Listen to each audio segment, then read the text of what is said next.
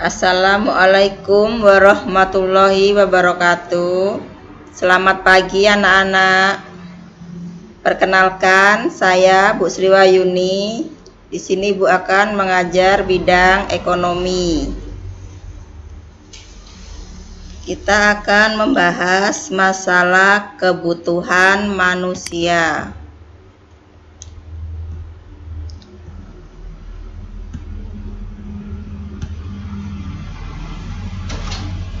Ini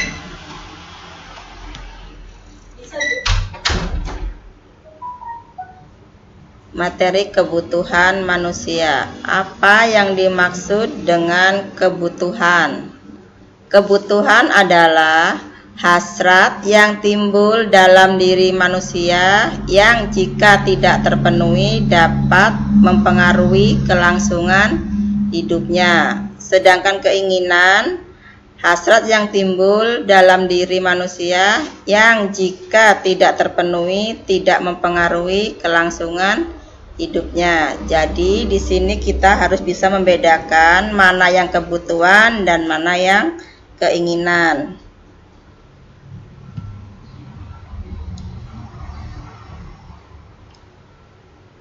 Ibu akan menjelaskan macam-macam kebutuhan. Kebutuhan menurut intensitasnya dibagi menjadi 3. Kebutuhan primer, sekunder, dan tersier. Kebutuhan primer yaitu kebutuhan yang harus dipenuhi, jika tidak terpenuhi dapat mengganggu kelangsungan hidup. Contohnya sandang, pangan, dan papan. Jadi harus terpenuhi kebutuhan primernya dulu sebelum terpenuhi kebutuhan-kebutuhan yang lain.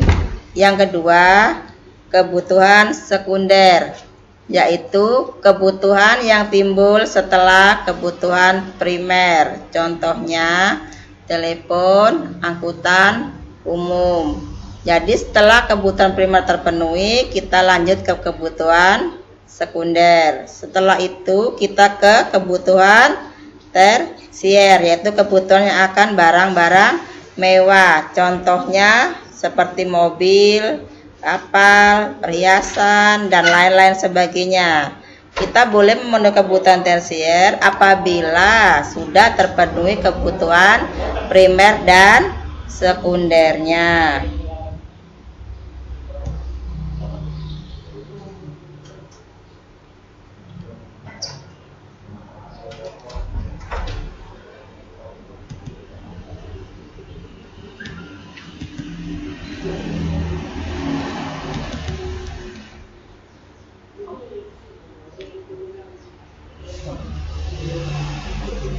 Macam-macam kebutuhan menurut waktu, yaitu kebutuhan sekarang dan kebutuhan yang akan datang. Kebutuhan sekarang yaitu kebutuhan yang harus dipenuhi sekarang juga, tidak bisa ditunda dalam arti halnya.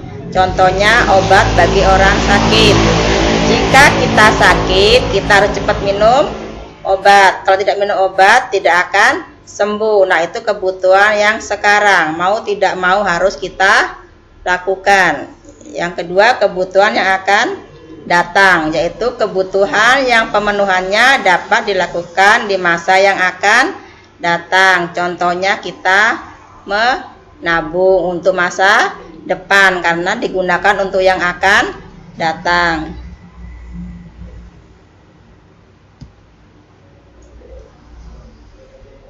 Macam-macam kebutuhan menurut sifatnya jasmani dan rohani. Jasmani yaitu kebutuhan yang berhubungan dengan jasmani atau fisik seseorang. Contohnya makan, berolahraga, istirahat. Jadi setiap orang itu perlu berolahraga, istirahat yang cukup supaya badan kita tetap terjaga dan sehat.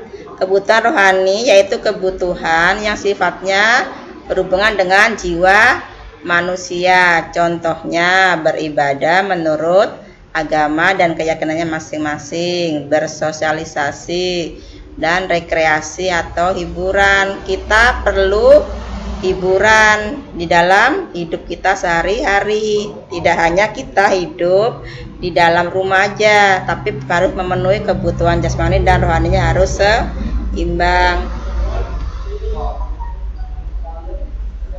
Macam-macam kebutuhan menurut subjeknya, ada kebutuhan individu dan kebutuhan kolektif. Kebutuhan individu yaitu kebutuhan yang perorangannya atau individu sendiri, jadi tergantung dari kita masing-masing.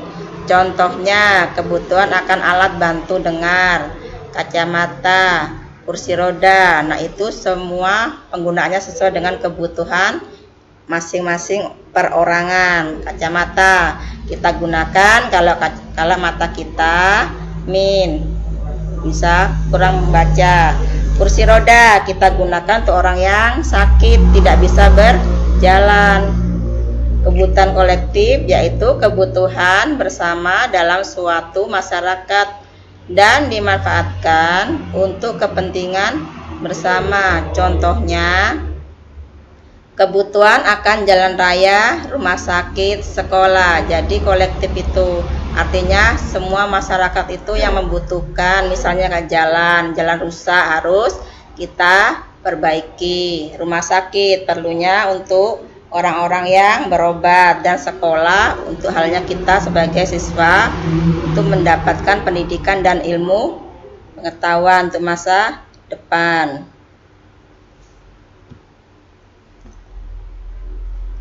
Alat pemuas kebutuhan sering juga disebut dengan barang. Barang dapat berupa benda dan jasa.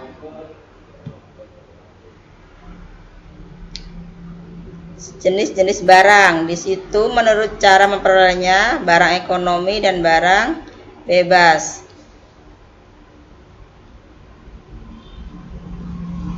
Pengertiannya ada semua di situ, tolong dibaca. Menurut kegunaannya, barang konsumsi dan barang produksi.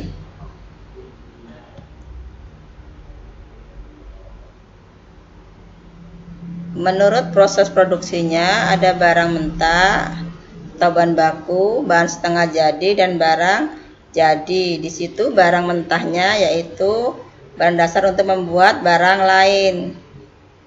Misalnya kapas, kayu, dan hasil tambang. Setengah jadi yaitu yang telah melalui proses pengolahan tapi belum dapat digunakan untuk memenuhi kebutuhan karena belum proses akhir. Contohnya kain untuk membuat pakaian, besi untuk membuat pisau, dan terigu untuk membuat kue.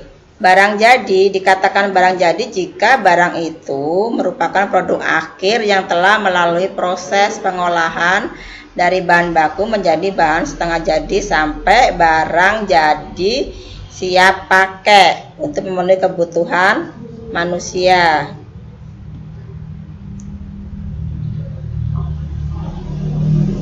Jenis barang menurut hubungan dengan barang lain yaitu barang substitusi dan barang komplementer.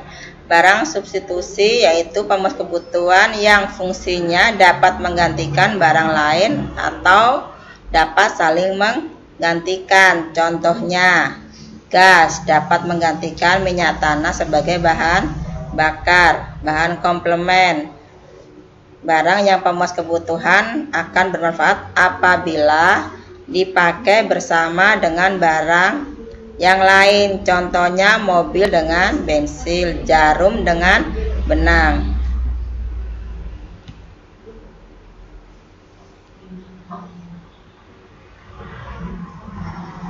Barang-barang menurut kegunaannya yaitu kegunaan bahan dasar atau elemen utility, kegunaan waktu, tim utility,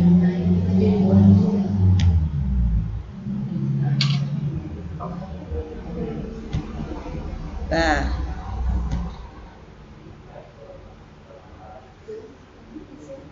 sekian sampai di sini dulu mungkin keterangan Ibu, kurang lebihnya Ibu minta maaf.